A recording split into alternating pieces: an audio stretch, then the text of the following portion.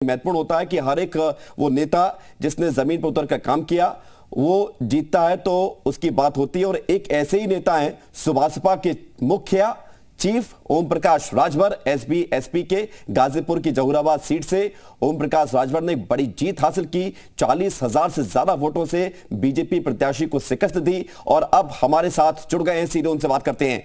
ओम प्रकाश राजभर जी कैसे हैं? अजीत हमारे साथ जुड़े हो, अजीत बात करिए। देखिए, बिल्कुल सुभाषपा के अध्यक्ष ओम प्रकाश राजभर भी हमारे साथ मौजूद हैं। सबसे पहला सवाल ओम प्रकाश जी, हार का सबसे बड़ा कारण क्या मानते हैं आप? हार का सबसे बड़ा कारण सरकारी मशीनरी का दुरुपयोग। हम 50 सीटें 2000 और 100 वोट के बीच में हारे। अब हार गए हैं तो उसको हार ही कहेंगे। तो आप ये कह रहे हैं कि बेईमानी हुई? 100%। 10-10 बार रिकाउंटिंग क्यों? 8-8 बार, 6-6 बार, 4-4 बार, जहां हम 800, 1000, 2000, 3000, 4000, 5000 से आ रहे हैं, वहां 5-5, 6-6 बार रिकाउंटिंग। ये क्या साबित करता है? तो सिराथू में भी डिप्टी सीएम हार गए। भाई क्यों रिकाउंटिंग हुई? अगर समाजवादी पार्टी के लोग नहीं खड़े हुए होते, अगर अपने हक के लिए नहीं लड़े होते, तो क्या पल्लवी पटेल जी को जीतने देते क्या? लेकिन हम धन्यवाद देते हैं उस महिला को, उस नेता को, उस विधायक को, कि अपने हक के लिए उन्होंने एकदम संघर्ष किया और जीत मिली। लेकिन जो सोचकर भारतीय जनता पार्टी से आपने गठबंधन तोड़ा था, एक लड़ाई लेकर अखिलेश यादव के साथ गए, तो आपको लगता नहीं कि आपका गठबंधन फेल होगा? और उसकी सबसे बड़ी वजह क्या थी? क्या योगी का सुशासन, मोदी का राशन काम आ गया उनके लिए?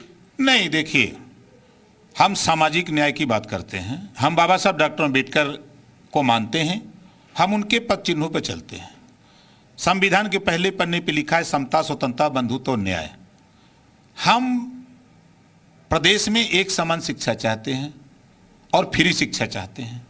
हम प्रदेश में घरेलू बिजली का बिल माफ करना चाहते हैं। जब अमीरों के कर्जे लाखों हजार करोड़ कर्जे माफ हो सकते हैं, तो फिर गरीबों के जो बिजली का बिल क्यों नहीं माफ हो सकता है? लेकिन आपकी बातों को जनता ने सुना नहीं। जो आप बात कर रहे हैं जनता ने सुना नहीं, परिणाम तो कुछ और आ गया। देखिए, ये बताइए कि बाबा साहब डॉक्टर अम्बेडकर कितना संघर्ष किए। एक दिन वो आया कि बाबा साहब डॉक्टर अम्बेडकर को पूरी दुनिया मान गई कि दुनिया में सबसे ज्यादा विद्वान और सबसे ज्यादा डिग्री हासिल करने वाला महान व्यक्ति कोई है तो बाबा साहब डॉक्टर अम्बेडकर। एक दिन का आपको इंतजार है जो बाबा साहब को लोग माने? नहीं, हमारा मकसद उनके पद चिन्हों पर चल करके हम गुलामों को गुलामी का एहसास करा रहे हैं कि किसी का घर गिराने से हमारा घर नहीं बनेगा। हमारा घर कैसे बने, हमारे बच्चे को अच्छी शिक्षा कैसे मिले, हमारे बच्चे को रोजगार कैसे मिले, हमारे बच्चे को दवाई कैसे फ्री में मिले, हमको इसके लिए लड़ना चाहिए। हमारे जो आवारा पशु हमारा फसल नुकसान कर रहे हैं, उससे हमको निजात कैसे मिले। हम 5 साल तो देखे पिछली सरकार को ना। आपको लगता नहीं कि अंतिम चरण में आप ही की पार्टी से चुनाव लड़ रहे थे मुख्तार अंसारी के बेटे अब्बास अंसारी, उन्होंने ये कह दिया कि हिसाब किताब होगा, अखिलेश यादव से हमारी बात होगी, तो उसका रिएक्शन जनता ने दिया? नहीं, 45,000 से तो जितवा दे जनता। आसपास की सीटों पर वो तो कोई नहीं। अरे आसपास की सीट, गाजीपुर की सीट सातों जीत गए, आजमगढ़ की सटी हुई है, सातों जीत गए। बनारस में तो सब हार गए। बनारस, देखिए, बनारस के संबंध में, बनारस में हम वहाँ 5 सीटें जीत रहे थे। अभी मुझे एक ऑडियो मैंने एक पीठासीन अधिकारी का सुना। उन्होंने बहुत अच्छी बात बताई कि जो डीएम के यहाँ, मुख्यमंत्री के यहाँ से जो फोन गए कि किसी कीमत पर मुझे बनारस की 7 सीट चाहिए। बड़ा आरोप लगा रहे हैं आप भारतीय जनता पार्टी और मुख्यमंत्री पर। लगा रहा हूं भाई, जहां कोई वोट देने को तैयार नहीं है, जिस गांव में, उस गांव में वोट कैसे मिला? जाने पर गांव के लोग रो रहे हैं, बच्चे रो रहे हैं, औरतें रो रही हैं, पुरुष रो रहे हैं कि हम लोगों ने वोट नहीं दिया, वोट कैसे उसको मिल गया? ये लोग कह रहे हैं। गांव बेटे भी लड़े थे शिवपुर से, अनिल राजभर। शिवपुर की बात कर रहा हूं। अब हमारे यहाँ की अगर बात करें, हमारे यहाँ पीठासीन अधिकारियों की ये खबरें हैं कि जो मशीनें लेके जाते हैं बूथ पर वोट डलवाने के लिए, 3-3 मशीनें, 2-2 मशीनें, जो 4-4 मशीनें लेके जाते हैं। ये तो ठीक है, मान लिया आप आरोप लगा रहे हैं कि बेईमानी हुई, वो जीत गए, लेकिन वो सरकार में आ गए, तो अब आगे ओम प्रकाश राजभर की रणनीति क्या होगी? आपको लगता नहीं कि आप लोग लगातार घर में जो बोल रहे थे कि अन्ना की, जिन्ना की बात आ जा रही थी, बुलडोजर की बात आ जा रही थी, भगवा के कलर को जंग बता दिया अखिलेश यादव ने, उसका रिएक्शन आपको नहीं लगा जनता ने अस्वीकार कर दिया? देखिए, हम विधानसभा वार समीक्षा कर रहे हैं।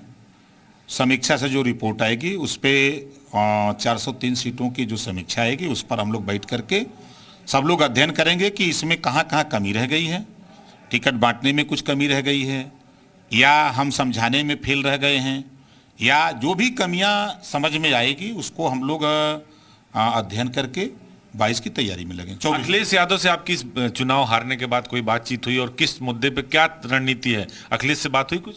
कल 2 घंटे बातचीत हुई, आज भी बात हो सर। मुद्दे यही थे कि हम लोग विधानसभा पर समीक्षा कर लें, कहाँ कहाँ से क्या क्या सिचुएशन, क्यों हम हारे, जहाँ जीते तो क्या वहाँ कैसे हम जीत गए, वहाँ के जो हमारे कार्यकर्ता नेता थे तो उनकी क्या रणनीति थी, जहाँ हम हारे हैं तो वहाँ के कार्यकर्ताओं की क्या रणनीति थी। तो ये सारी चीज़ों का अध्ययन करके हम लोग उसको बैठ करके फिर मंथन करें। एक बात और आ रही कि बड़े बयानवीर आप लोगों ने खूब बढ़ चढ़कर बयान दिया, अखिलेश यादव ने भी खूब बढ़ चढ़कर बयान दिया। आपको लगता नहीं कि बड़ बोलेपन का नुकसान हुआ है? कहीं कुछ नहीं, बड़ बोलापन तो यही बोला जाता था ना, 5 चीजें हम बोलते थे। ललका साढ़ बोलते थे। नहीं भाई, आज भी मैं कह रहा हूं, आप बताओ किसान आवारा पशु से परेशान है कि नहीं है? आप किसी गांव में चले जाओ, अगर मेरी बात गलत हो तो मैं राजनीति छोड़ दूंगा भाई, ये चैलेंज देता हूं। इसको बड़पोलापन कोई कहे उसकी बात है, उसकी सोच है, लेकिन किसान परेशान है आवारा पशु से। लेकिन जनता ने सुना नहीं, आवारा पशु की बात मानी नहीं, आपकी ललका साढ़ की बात मानी नहीं। जनता मत माने, हम तो समझाने का प्रयास किए भाई। क्लास में टीचर समझाता है, बच्चों को 50 बच्चों को पढ़ाता है तो 50 तो मेरिट नहीं पाते, उसमें 2-4-10 मेरिट पा जाते हैं, 2-4 फर्स्ट आ जाते हैं और 10-20 फेल भी हो जाते हैं। क्या टिकट गलत बांट दिया था आपने? हार का ये भी एक कारण है? हो सकता है, अब समीक्षा कर रहे हैं, हो सकता है कुछ सीटें हम लोग बांटने में, भाई इतनी बड़ी लंबी फौज है तो कहीं ना कहीं हो सकता है त्रुटि। भारतीय जनता पार्टी के साथ थे आप, 2017 में चुनाव जीते, मंत्री भी बने। आप बीजेपी की स्ट्रेटजी नहीं समझ पाए इतने दिनों? हम खूब समझते हैं, वहाँ यूज एंड थ्रो है, वहाँ यूज एंड थ्रो। अगर आपसे हमारा फायदा है तो आपको समझा करके जो भी आप कहेंगे सब स्वीकार हो जाएगा, लेकिन जब सरकार बन जाएगी तो फिर आपके मुद्दों पर से वो काम नहीं होगा। चुनाव की बात कर रहा हूं मैं, चुनाव में उनकी स्ट्रेटजी, चूंकि आप साथ में काम किए, हिस्सा रहे गठबंधन का बीजेपी के, 22 में आपको समझ में नहीं आया, कैसे शिकस्त मिली? नहीं समझ में आया, देखिए ऐसा नहीं है, उन्होंने देश की संपत्ति बेच के पैसा इकट्ठा किया, हजारों कार्यालय पूरे देश में बनाया, पैसा कहां से आया? 2000 संपत्ति, 2000 करोड़ पर तो बुलडोजर भी चलाया। वो बुलडोजर से फायदा क्या मिला है आपको? क्या हमको नहीं, आपको हमको क्या फायदा मिला?